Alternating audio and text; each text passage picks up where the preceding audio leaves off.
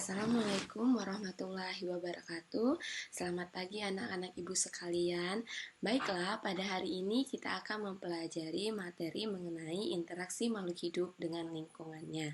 Sebelum ibu memulai pembelajaran pada hari ini, ibu mengucapkan terima kasih kepada anak-anak ibu sekalian yang dapat mengikuti pembelajaran secara daring hari ini. Syukur alhamdulillah, semoga kita semua selalu dalam keadaan sehat. Anak-anakku sekalian, untuk saat ini kita masih dalam suasana pandemi COVID. Diharapkan kepada anak-anak ibu untuk selalu menjaga kebersihan dan selalu semangat mengikuti pembelajaran meskipun secara daring dan dapat mengikuti pembelajaran dengan sebaik mungkin. Adapun tujuan pembelajaran kita pada pagi hari ini adalah judulnya interaksi makhluk hidup dengan lingkungannya. Tujuan pembelajarannya, melalui pembelajaran model daring, peserta didik dapat menerapkan konsep dan komponen-komponen lingkungan, pola-pola interaksi, dan bentuk saling ketergantungan antara makhluk hidup. Nah, baiklah, dari judul materi pada hari ini, interaksi makhluk hidup dengan lingkungannya. Apa itu interaksi? Interaksi adalah hubungan timbal balik. Lalu, apa itu lingkungan? Lingkungan adalah sesuatu di luar individu yang mempengaruhi satu sama lain. Baiklah, setiap makhluk hidup pasti berinteraksi dengan lingkungan.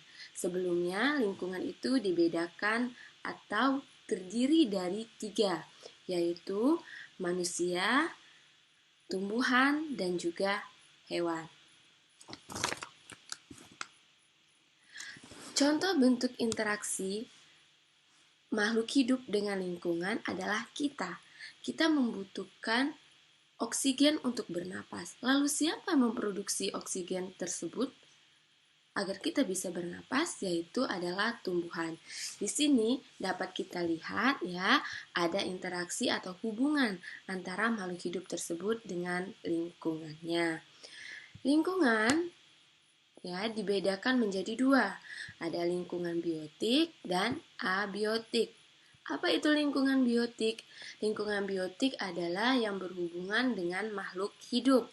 Contohnya adalah manusia, tumbuhan, hewan, dan mikroorganisme atau yang sering disebut dengan jasad renik. Komponen abiotik. Apa itu? Adalah komponen yang tidak hidup. Contohnya adalah tanah, air, udara, cahaya, suhu, dan banyak lainnya. Ada berbagai pola interaksi makhluk hidup. Perhatikan gambar berikut. Di sini ibu menyediakan 3 buah gambar. Gambar yang pertama itu adalah gambar seekor nyamuk yang sedang menghisap darah pada tubuh manusia. Gambar yang kedua, seekor lebah sedang menghisap nektar atau sari pada bunga tersebut. Gambar ketiga, disediakan ada seekor kerbau yang sedang dihinggapi oleh berbagai burung jalak.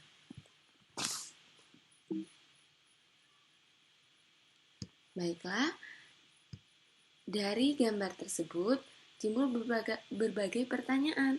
Apakah makhluk hidup pada berbagai gambar tersebut dapat hidup tanpa makhluk hidup lain?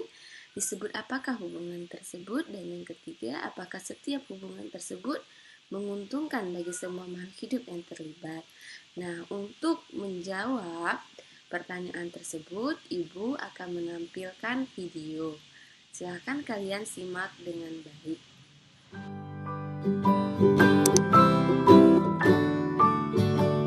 Simbiosis dan jenis-jenisnya. Apa itu simbiosis? Simbiosis merupakan hubungan 2 makhluk yang berbeda dan sangat erat kaitannya. Lalu, apa saja ya jenis-jenisnya? Simbiosis mutualisme merupakan hubungan antara 2 makhluk hidup yang saling menguntungkan. Contohnya, burung jalak dan kerbau. Kerbau mendapatkan keuntungan karena kutunya berkurang dan burung jalak mendapatkan makanan. Simbiosis komensalisme merupakan hubungan antara dua makhluk hidup di mana yang satu diuntungkan sedangkan makhluk hidup yang lainnya tidak dirugikan. Contohnya, tumbuhan anggrek dan pohon yang ditumpanginya. Tumbuhan anggrek diuntungkan karena dapat menumpang hidup pada pohon, dan selama menumpang, anggrek pun tidak merugikan pohon. Simbiosis parasitisme merupakan hubungan antara dua makhluk hidup yang satu diuntungkan sedangkan makhluk hidup yang lainnya dirugikan. Contohnya, pohon mangga yang ditumbuhi benalu. Benalu dapat hidup subur karena menghisap zat makanan dari pohon mangga, sehingga lama-lama pohon mangga menjadi kurus dan bisa mati. Apa saja tadi macam-macam simbiosis? Simbiosis mutualisme, simbiosis komensalisme, dan simbiosis parasitisme. Selamat belajar!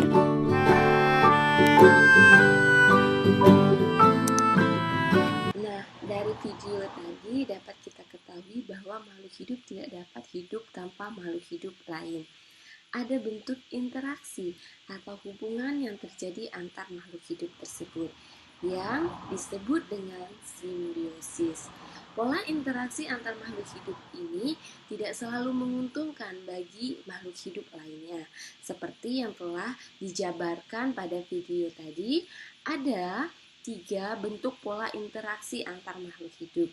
Yang pertama, simbiosis mutualisme, yang kedua simbiosis komensalisme, dan yang ketiga ada yang dikenal dengan simbiosis parasitisme. Nah, dari ketiga pola interaksi yang telah dijabarkan pada video tadi, Ibu harap kalian telah menyimaknya dengan baik. Oke?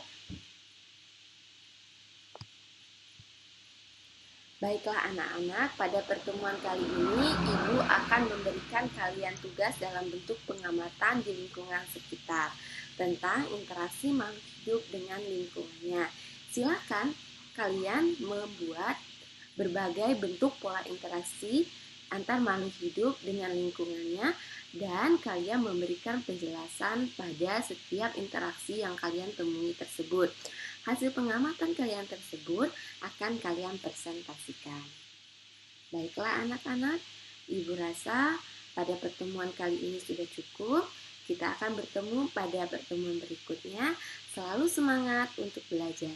Ibu akhiri, wassalamualaikum warahmatullahi wabarakatuh.